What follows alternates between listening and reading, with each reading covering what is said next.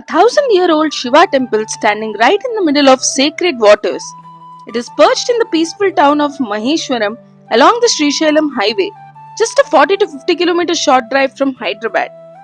Today, I am taking you to the serene and historic Shivaganga Rajarajeshwara Swami temple in Maheshwaram, a hidden spiritual gem that beautifully blends history, devotion, and breathtaking architecture. We began the day at 5 am in the morning from Hyderabad, with the city still fast asleep and the roads wrapped in silence. With our home cooked lunch freshly packed, we set out while the sky was still dark, carrying that quiet excitement only early morning temple trips bring. As we drove towards Maheshwaram via the PV Narasimha Rao Expressway and Shamshabad stretch into Srisailam Highway, dawn slowly unfolded before us. The sky turned from a deep blue to soft orange, and I simply couldn't resist stopping for a moment.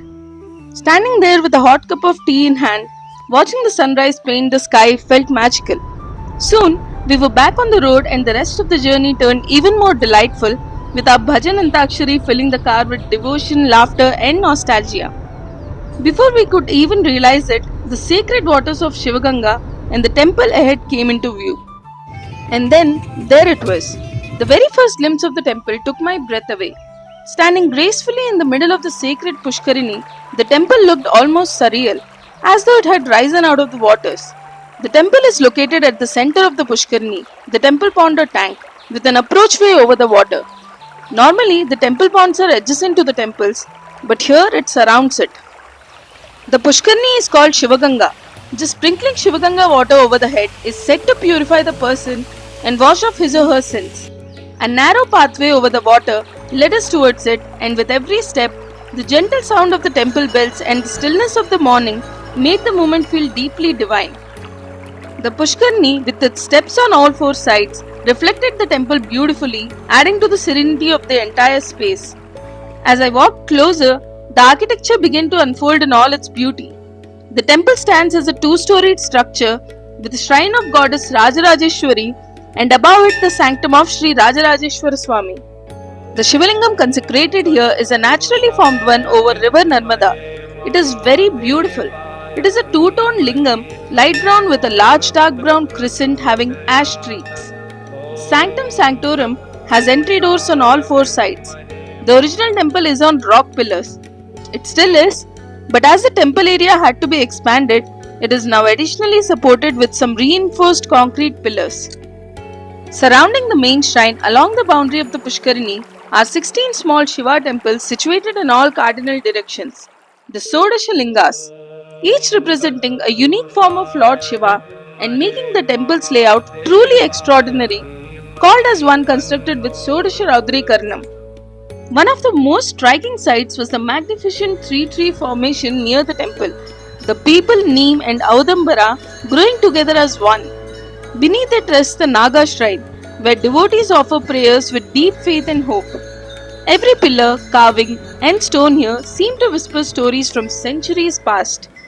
The origins of the sacred shrine are believed to trace back nearly 1,000 years to the reign of King Ganapati Deva of Kakatiya dynasty, as suggested by the inscriptions found on the temple's sculptures and pillars found while renovating. It is believed that the very village of Maheshwaram derives its name from Mahaishwara, the Almighty Shiva. However, over the centuries, the temple's history turned turbulent. By the year 1672, the once glorious shrine had fallen into ruins until it was rediscovered by the legendary brothers Akkanna and Madanna, the influential ministers in the court of Abul Hasan, a Qutub Shahi ruler, popularly remembered as Tanisha of Golconda. Deeply devoted and known for their contributions to temple architecture and public works around Hyderabad, the brothers took it upon themselves to restore the sacred space. The renovation is said to have taken 8 long years, breathing life back into the temple. And during this very period, in 1677, the great Maratha ruler Chhatrapati Shivaji Maharaj is believed to have visited this temple while on his way to Sri Mallikarjuna Swami temple at Srisailam. But history once again turned harsh. A few years later, the temple suffered destruction at the hands of the forces of Mughal Emperor Aurangzeb, leaving it once again in decline. Yet, like the very spirit of Lord Shiva, this temple endured. Over time, through the dedication of the present main Archaka Sri Veeresham Pantulo of Maheshwaram, who has been serving the temple for the last 22 years, along with some locals, prominent people, and efforts of local devotees and well-wishers, they've been striving to develop and upkeep the temple, especially during Mahashivratri and Kartika Masam, when the entire Parisar comes alive with devotion and celebration. After such a soulful darshan, we wanted to hold on to the calm for a little longer. So we stopped at the nearby ecotourism park, 7 kilometers from the temple. Surrounded by greenery and fresh air, the perfect pause before heading back. We finally opened the home cooked lunch we had packed before leaving Hyderabad at dawn. Sitting amidst the nature, sharing a warm homemade meal, and talking about the beautiful morning we had just experienced made the entire outing feel even more special. If you are planning to visit the Shivaganga Rajarajeshwara Swami temple, it is located in Maheshwaram, around 40 to 50 kilometers from Hyderabad, and can be easily reached via the Srisailam highway. The temple is usually open from 6 am to 12 pm and again from 5 pm to 8 pm. The best time to visit is during Mahashivratri and Kartika Masam, when the temple comes alive with devotion and festive celebrations. If you have already visited this beautiful temple, do share your experience with me in the comments below. I would absolutely love to hear your stories.